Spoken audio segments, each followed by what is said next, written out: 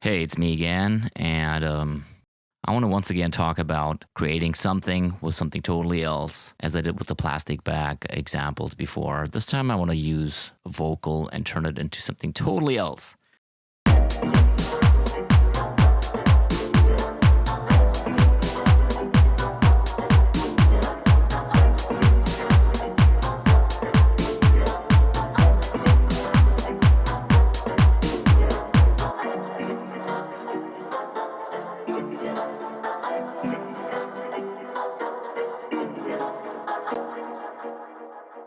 Well, what I would call, or somebody else would call, a synth sound is basically nothing else than a result of this here.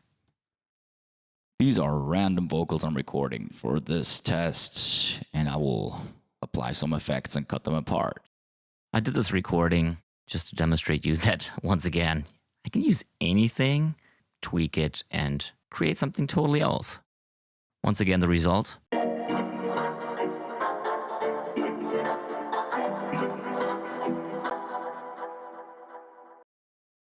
Once again, the source. These are random vocals I'm recording for this test. All right, as you can see, once again, my famous channel strip, gate, EQ, compressor, some saturation, reverb. I've also added a ring modulator, which turned it into this here. These are random vocals I'm recording for this test, and I will apply some effects and cut them apart. Okay, I think it was the frequency shifter. And this here's the next stage. I'm going to show you how I got there. By right-clicking on the clip, and I went to Slice to New MIDI track. I selected quarter notes and the built-in slicing preset. Okay, that's about it. Let's see what it does. Effects. Part. Effects and cut them apart. Okay, that's nothing special. That's what you probably would usually do with a drum loop, and if you want to cut out the single drum sounds. But of course, you can use this with anything, and then you have sliced parts of something and can rearrange the whole thing.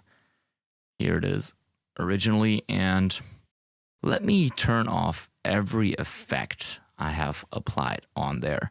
For that, I will first group this chain of plugins. I'm going to bypass it. Let's see what it sounds like without.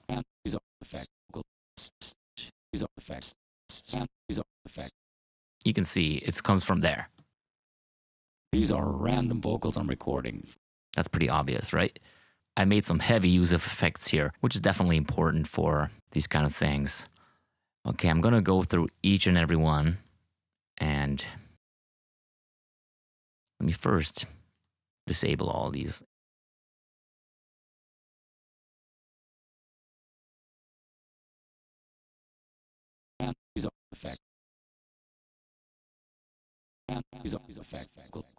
First of all, I use a simple delay. The saturator will just enhance and make the whole signal a bit louder. Here's the bit crusher, aka Redux. That's a very important one.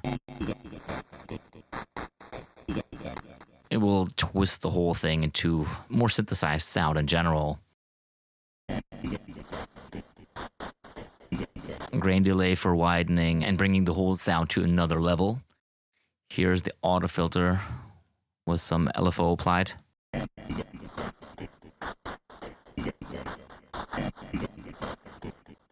With this, I kind of cut out the very upper distorted bit crusher frequencies and also modulated it and has some resonance in to shape it more to a sound.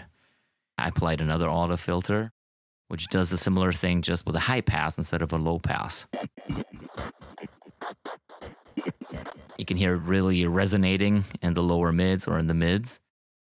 Here's the most crucial effect, which is the resonators, which probably some have heard already when they first heard the example.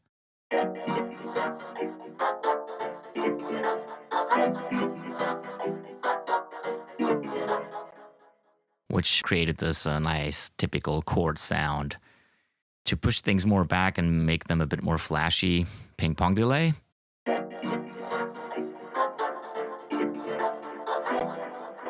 And I used the compressor quite hard, so the whole sound gets squashed, and also the ping pong delay gets more pushed into the whole signal.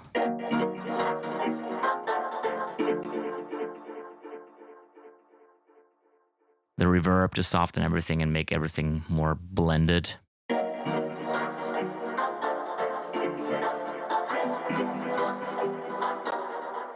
And then the limiter to keep the signal controlled, and also another level of squeezing things together.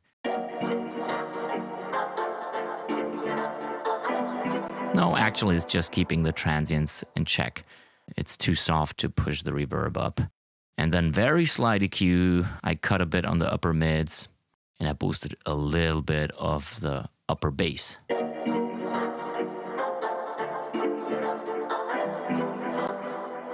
But of course, you can also hear there's some type of melody going on, which would not happen if I would just apply the resonator inside here. Of course, I did some automation, and let me go there. If you follow the sequence now, you will see that I applied the note automation here.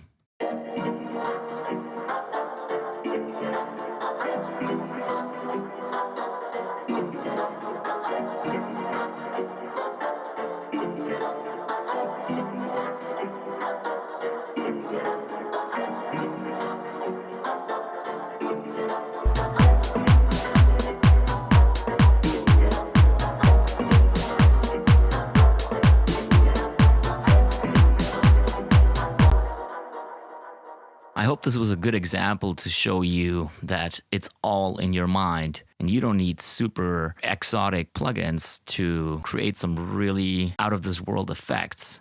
Know your tools well, know what they do, be creative and be playful like a child, and have fun.